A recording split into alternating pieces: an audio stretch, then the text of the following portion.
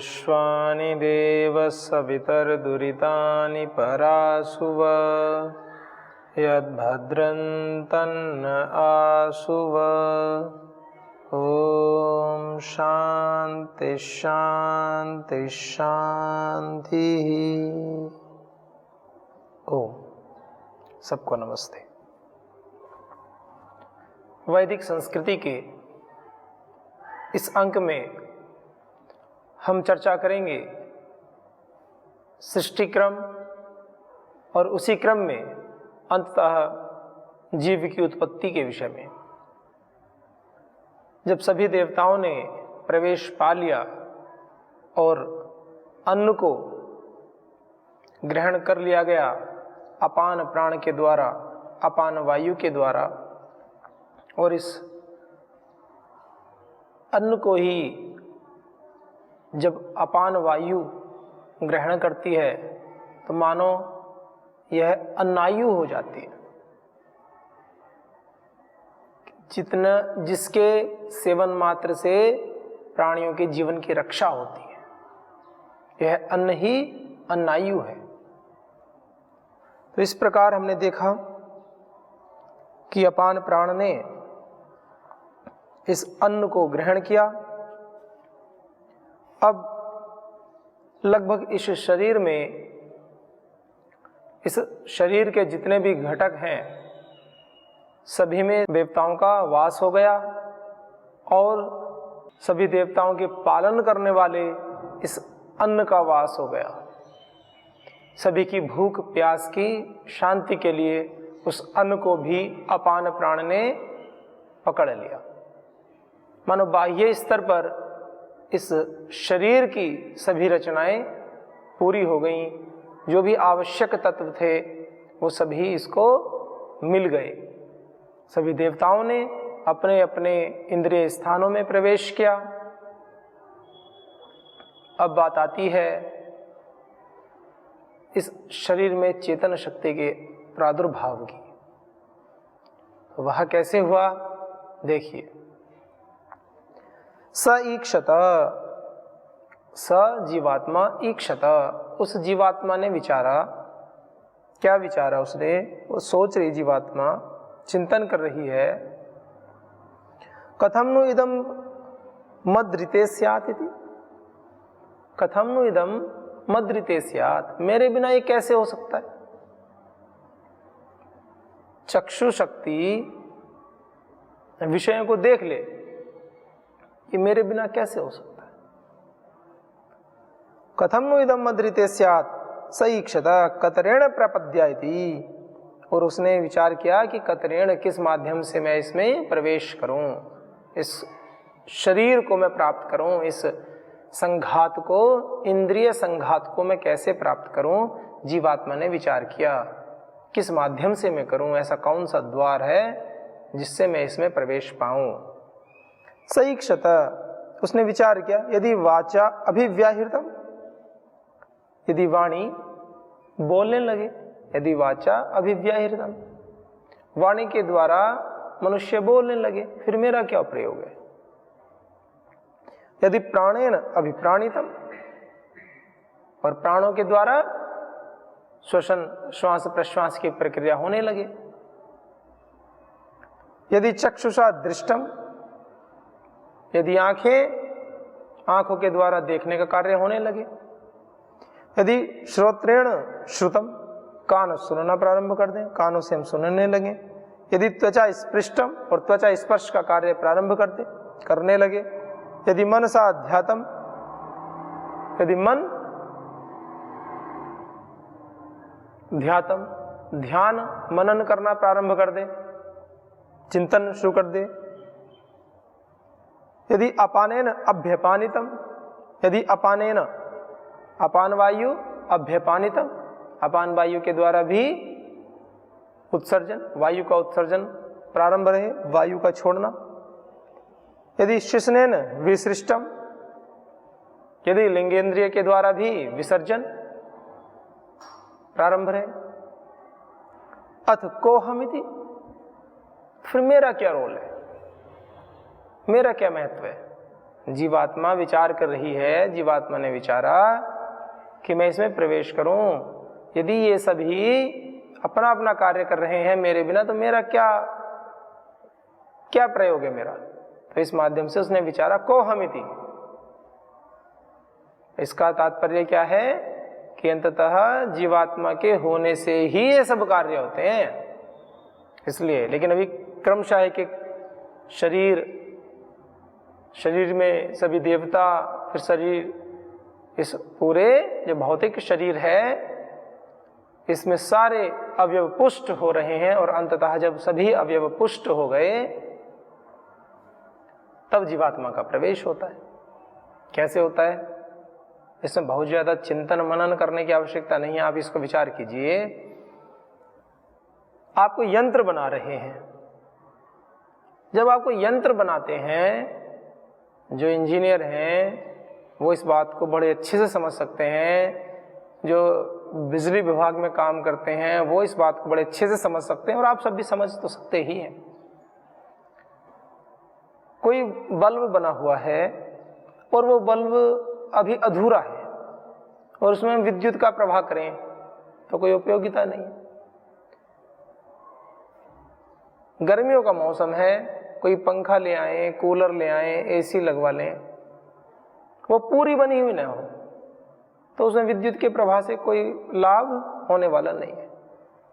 तो विद्युत का प्रवाह वो कब होता है, कोई गाड़ी बना रहे हैं उसमें डीजल पेट्रोल कब डालते हैं, जब वो पूरी तरह से बनकर तैयार हो जाए। और जब वो गाड़ी पूरी तरह से बनकर तैयार हो जाती है, वो इंस्ट्रूमेंट, वो यंत्र ठीक बनकर तैयार हो जाता है, तो उसके अंदर जो भी विद्युत या जो भी उसको चलाने वाले जो भी पदार्थ हैं उससे उनका संयोग कराया जाता है, तो वह कार्य करने लगते हैं।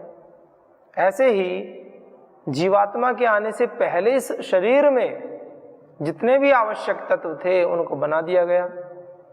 आंखें चक्षु शक्ति से संपन्न कर दी गई, कर्ण में श्रोत्र शक्ति आदि सभी उनके देवता, मानो अपने अपने ठीक स्थान पर सब आकर बैठ गए और निर्देश की प्रतीक्षा करने लगे। हमें कोई चलाने वाला हो तो हम चलें, यही बात कहना चाह रहे हैं वो। तो आत्मा ने जब ईक्षण किया कि वाणी बोलने में समर्थ हो गई, दूसरा अर्थ लें तो कैसे लेंगे कि अब वाणी से हम बोल सकते हैं, कानों से सुन सकते हैं, नासिका से श्वास प्रश्वास ले सकते हैं, वो समर्थ हो गई, वो यंत्र समर्थ हो गया हमारा। हमारी त्वचा स्पर्श करने में समर्थ हो गई, हमारी जीवा, पूरा शरीर, पूरी शक्तियां हमारी समर्थ हो गई हैं अपना अपना कार्य करने में। तो जब पूरा शरीर तैयार हो गया, राजा जी कब आते हैं, जब पूरा दरबार सजाओ तभी तो राजा आते हैं ना। आपने देखा होगा ना, 200 करोड़ वर्ष, लगभग 200 करोड़ वर्ष जो परंपरा चली है, जिस सिद्धांतों को लेकर चली है, जिन जिन सिद्धांतों का पालन किया गया है, तो वो ऐसे ही तो नहीं है कि हम 100 या 150 वर्ष की परंपरा को अपना लें और अपनी 200 करोड़ वर्ष पुरानी वैदिक परंपरा को नष्ट कर दें। ऐसे तो नहीं हो सकता। स्वरूप में परिवर्तन आ सकता है। उस समय उनको राजा, महाराजा, युवराज कहते थे, आज यहाँ राष्ट्रपति, प्रधानमंत्री, मुख्यमंत्री, जिलाधिकारी, इस प्रकार से कह सकते हैं। कुछ नियमों में, मानकों में अंतर आ सकता है, व्यवस्थाओं में अंतर नहीं हो सकता। यह बड़ी बात है, क्योंकि देश सिद्धांतों से उन्हीं से चलेगा। कोई भी देश,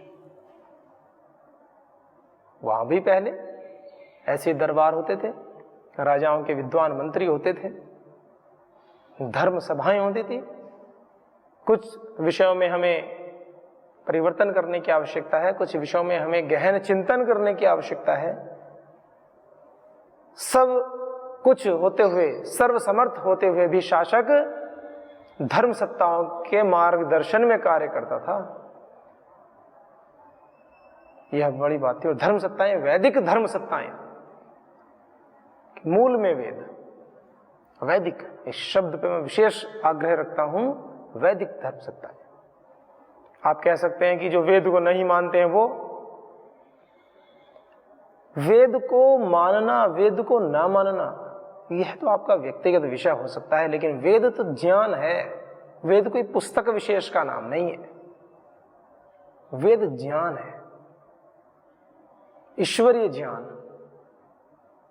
आप सुनकर ग्रहण कर लीजिए। अगर आपको पुस्तक पढ़ने से परहेज हो तो आजकल तो काफी उन्नति हो रही है, सुन करके आप ग्रहण कीजिए, चिंतन मनन कीजिए। सदा सत्य बोलना चाहिए, सत्यम वद, क्या यह बोलना चाहिए कि नहीं बोलना चाहिए? सत्य बोलना चाहिए या असत्य बोलना चाहिए? आप स्वयं निर्णय करें। आप वेदों को मानते हैं कि नहीं मानते हैं, ये आपका व्यक्तिगत विषय हो सकता है। और वो भी क्यों हो सकता है? छोटे छोटे स्वार्थों की पूर्ति के लिए। अंततः तो आप मानते ही हैं। यदि आप नहीं मानेंगे तो आपके परिवार में असंतोष उत्पन्न हो जाएगा, आपके बच्चे आपसे सत्य नहीं बोलेंगे, आपको स्वयं भी अच्छा नहीं लगेगा। प्रत्येक व्यक्ति चाहता है, यहां तक कि चोर भी यह चाहता है कि मेरे साथी मुझसे सत्य बोले, विश्वासघात ना करें, धोखा ना दें, आपस में ना लड़ें। क्योंकि ये कुछ ध्रुव सत्य हैं जो कभी मिट नहीं सकते। इसलिए जो वैदिक धर्म सत्ताएं हैं, वैदिक क्यों कहता हूं? वैदिक इसलिए कहता हूं जिसमें कोई मिलावट ना हो। बहुत से धर्म ग्रंथ हैं जिनमें प्रक्षिप्त हो गई हैं कुछ बातें, उनका पता करना बड़ा मुश्किल होता है। बड़े ज्ञान पूर्वक, बड़े ही तर्कपूर्ण बुद्धि से, बड़े श्रद्धा गुरु निष्ठा के साथ जब उन ग्रंथों को हम पढ़ते हैं तो हमें पता चलता है कि कैसे कैसे महान ग्रंथों में छेड़छाड़ की गई है। क्योंकि ऋषि कभी भी अपने मत के विपरीत जाकर बात नहीं करते। तो किन्हीं ग्रंथों में कहीं तो माता के प्रति बहुत आदर सत्कार की भावना है और कहीं माताओं के प्रति बहुत ही तिरस्कारपूर्ण श्लोकों का उल्लेख मिलता है। तो ये हमें सोचना हो कि किसने मिलावट की। संभव है हजारों वर्षों तक हमारे देश में जगह जगह, पूरे देश पर तो कभी हुआ ही नहीं किसी का भी शासन, लेकिन जगह जगह छोटे छोटे, जब भारत टुकड़ों में बटा हुआ था, टुकड़ों में बटा हुआ का अर्थ है कि सभी अपने अपने राज्य में संतुष्ट थे। कोई दूसरे की मदद के लिए, जिन राजाओं ने आवश्यकता पड़ने पर मदद नहीं की और किसी के ऊपर आक्रमण हुआ तो उस प्रदेश विशेष पर, उस क्षेत्र विशेष पर विदेशी आक्रांताओं का कब्जा हो गया। फिर भी जिन्होंने भी जितना भी शासन किया, उन्होंने वहाँ की संस्कृति को, वहाँ की परंपरा को, वहाँ के पुस्तकालयों को नष्ट किया, धीरे धीरे संस्कृति को नष्ट किया, व्यक्तियों को बहुत ही प्रताड़नाएं दी, पीड़ित किया। अपने इस वैदिक सनातन धर्म को परिवर्तित करने के लिए, और धीरे धीरे वो कुछ हद तक कामयाब भी हुए।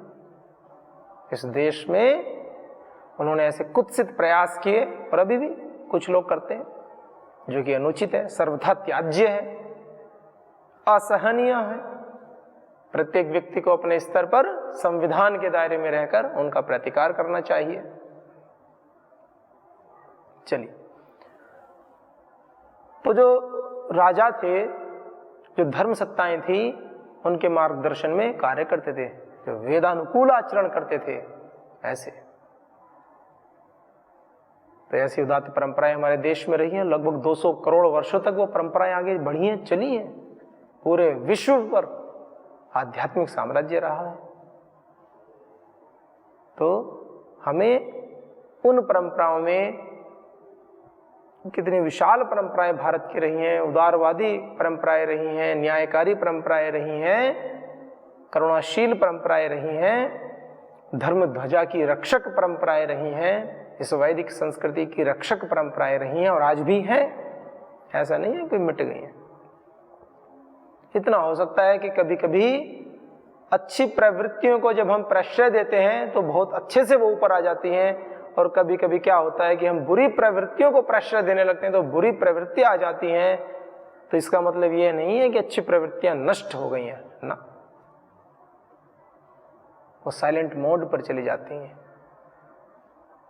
कुछ अच्छे पुरुष किसी समाज में बहुत सारे दुष्ट प्रकृति के व्यक्ति इकट्ठे हो जाएं और थोड़े से सज्जन पुरुषों को पीड़ित करें, तो उनके पीड़ित करने से वो सज्जन पुरुष दुष्ट प्रकृति को नहीं अपनाते, कभी भी नहीं। इतना हो सकता है कि वो कुछ समय के लिए थोड़ा शांत हो जाएंगे, अपना ही जीवन यापन करने लगेंगे, लेकिन ऐसे नहीं कि वो भी उनकी तरह ही पशुवत जीवन जीने लगेंगे, ऐसे नहीं होता। और जिसने वेदों को पढ़ा है, जिसने वैदिक संस्कृति में जीवन जिया है, उसको सब कुछ स्वीकार हो सकता है, लेकिन संस्कृति का क्षरण कभी स्वीकार नहीं होता, क्योंकि तो मां है हमारी। जीवन भारतीय जनमानस में बहुत श्रुतियां हैं, भारतीय जनमानस में इतना सुना है हमने गुरुओं से, जीवन तो मिलते रहते, लेकिन जो संस्कृति है हमारी, जो हमारे मूल संस्कार हैं, वो एक बार नष्ट हो गए। उसमें यदि हमने कोई भी किसी भी प्रकार का क्षरण पैदा कर लिया, बहुत मुश्किल होता है। तो इसलिए हमें अपने वैदिक सिद्धांतों में कैसे भी करके दृढ़ रहना चाहिए, क्योंकि धर्म कभी भी 10 या 50 नहीं होते। पंथ अलग अलग हो सकते हैं, मजहब अलग अलग हो सकते हैं, सत्य बोलना धर्म है, प्रिय बोलना धर्म है, ये धर्म की परिभाषा है। कर्तव्य ही धर्म है, ये बड़े बड़े सत्य हैं। बड़ों का आदर करना धर्म है, वेदानुकूल आचरण करना धर्म है, गुरु आचार्यों की आज्ञाओं का पालन करना, माता पिता की सेवा करना धर्म है। ये परस्पर ऐसी बातें हैं जो परस्पर सहयोग पर केंद्रित हैं। हमें सभी को, और इन सभी के बीच में भी वेदानुकूल आचरण, जो व्यक्ति वेदानुकूल आचरण करते हैं उनकी सेवा करना धर्म है। फिर ऐसे तो बहुत सारे व्यक्ति चिंतित हो गए होंगे जो वेदानुकूल आचरण नहीं करते, तो क्या उनके बच्चों को उनके माता पिता की सेवा नहीं करनी चाहिए? क्योंकि वो माता पिता हैं, और माता पिता को तो देव की कोटि में रखा गया है, उनकी तो सेवा करनी ही है। यदि आपके माता पिता में कोई दोष है, आपको नजर आता है, सर्वप्रथम तो अपने ही दोषों को दूर करें। कि सुबह से उठे पता चला कि माता पिताजी के ही दोष गिनाने शुरू कर दिए, ये भी एक बड़ा दोष है। दोष दर्शन, ये भी एक दोष है। दूसरों में दोष दर्शन, माता पिता में क्या और अन्य व्यक्तियों में, अपने में दोष दर्शन, ये एक अच्छी बात है। अपने छोटे छोटे सूक्ष्म दोषों का निकाल करके बाहर फेंक दो। सर डॉक्टर करता है ना, कोई इन्फेक्शन हो जाता है, या किसी के जैसे कभी कभी कुछ दंगे हो जाते हैं, कोई मूर्ख व्यक्ति कोई गोली या ऐसी कुछ चीजें चला देते हैं दंगाइयों में से, तो किसी के वो बंदूक के छर्रे लग जाते हैं छोटे छोटे। तो डॉक्टर क्या करते हैं, एक एक जगह को चुन चुन करके वहां से उन चीजों को निकालते हैं, नहीं तो पीड़ा बहुत होती है। तो ऐसे ही हमें एक एक जीवन के दोषों को निकाल देना चाहिए, ये दोष दर्शन है। लेकिन वो दोष दर्शन हम सभी में करने लगे, वही दोष दर्शन माता पिताओं में, वही दोष दर्शन मित्रों में, वही दोष दर्शन सभी में, और स्वयं के अंदर कुछ ना करें, वो गलत बात है। पहले स्वयं के दोषों को दूर करें, और हो सके तो अपने स्वयं के आचरण से अपने माता पिताओं को बदल दें, ये श्रेष्ठ बात है। आपके आचरण में इतनी दिव्यता हो कि आपकी सन्निधि पा करके आपके माता पिता भी अपने बुरे आचरण को छोड़ दें। आप संध्या प्रारंभ करें, आप घर पर अग्निहोत्र का आरंभ करें, अच्छी अच्छी पुस्तकों का स्वाध्याय करें, उनको भी सत्संग में बैठाएं, तो उनके जीवन में भी धीरे धीरे परिवर्तन आएगा। ये प्रेम पूर्वक बदलने का मार्ग होता है।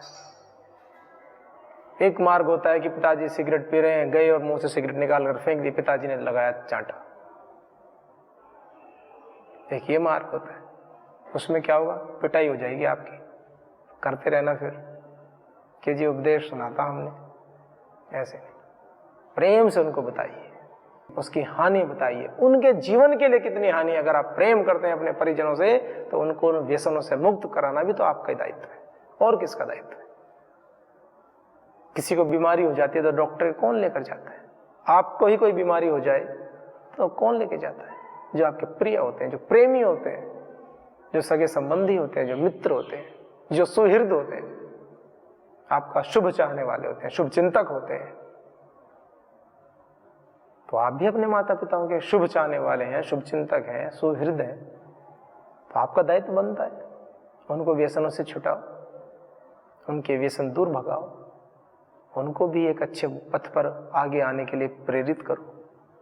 और इसको करने के लिए कोई बहुत बड़े अनुष्ठान की, बहुत बड़े आयोजन की कि उस दिन हम संकल्प लेंगे कि अभी हम बहुत व्यस्त हैं, हम 50 साल के बाद ऐसा कार्य करेंगे, 20 साल के बाद ऐसा कार्य करेंगे, ऐसा कुछ नहीं है। ये सब बहाने हैं, कोरी बहानेबाजी है, कोरी बयानबाजी। शुभ संकल्प तो जिस क्षण ले वही जीवन का सबसे शुभ मुहूर्त होता है। बस अपने दोषों को देखिए, विचारिए, पहचानिए। एक तो स्वयं अपने दोषों को जानना, दोष ना करना बहुत अच्छी बात है, उत्तम कोटि का जीवन।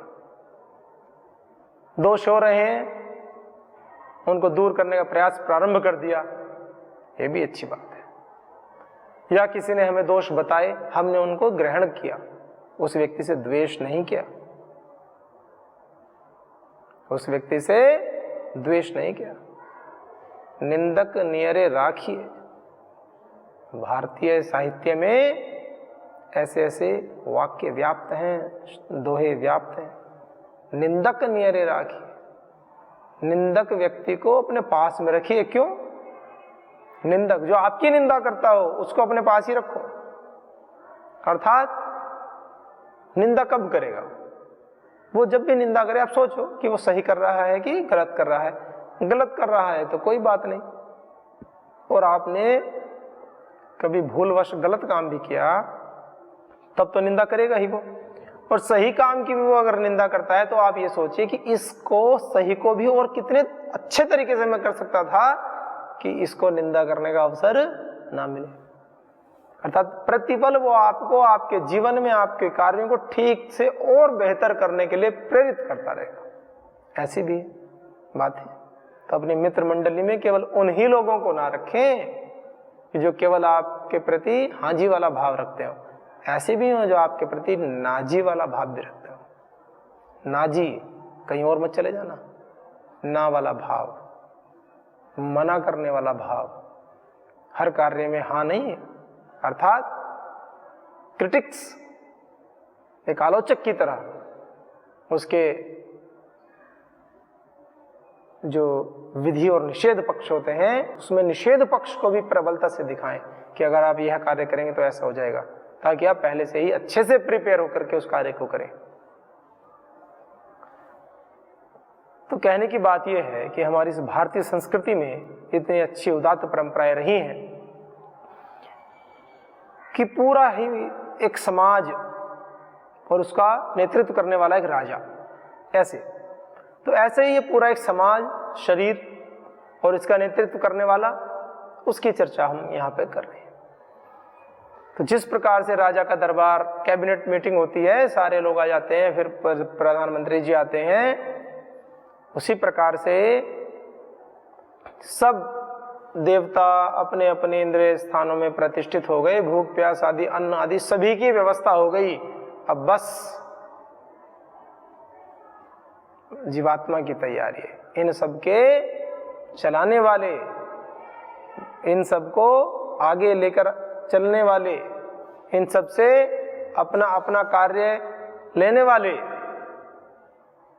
उस महान व्यक्ति की आवश्यकता है, उस महान वस्तु की आवश्यकता है, उस महान चेतन शक्ति की आवश्यकता है जिसके होने मात्र से ये सभी देवता अपने अपने इंद्रियाधिष्ठानों में कार्य प्रारंभ कर देंगे। तो वो क्या है? तो वही विचार कर रहे हैं। तो उन्होंने कहा सईक्षत, उस जीवात्मा ने देखा, विचार किया, ईक्षण किया, कथम नु इदम मदरिते स्यात्, मेरे बिना ये सब कैसे होगा? को हमिति, फिर मैं कौन हूं? को हमिति। तो जब ये बात विचार की तो फिर उसने कैसे प्रवेश किया? तो इस विषय में हम अगले अंक में देखेंगे कि आत्मा किस मार्ग से आकर के इस शरीर में प्रवेश पाता है, जिससे कि इस पूरे शरीर की संरचना ठीक ठीक रहती है और इस शरीर में क्रियाएं आरंभ हो जाती हैं। हम अपने शुभ कर्मों की ओर प्रवृत्त होते हैं, अपने जीवन को दिव्य जीवन बनाने की ओर प्रवृत्त होते हैं, हम अपनी चेतना का ऊर्ध्वारोहण करते हैं, अपने गलत संस्कारों को मिटा करके, क्षीण करके हम अच्छे संस्कारों का, शुभ संस्कारों का उदय करते हैं, पवित्र पावन विचारों का आधान करते हैं अपने शरीर में। ऐसी कौन सी शक्ति है जिसके होने मात्र से यह सब कार्य करने में हम सफल होते हैं? तो इस विषय को अगले अंक में लेंगे। तब तक के लिए नमस्ते। ओम शांति शांति शांति।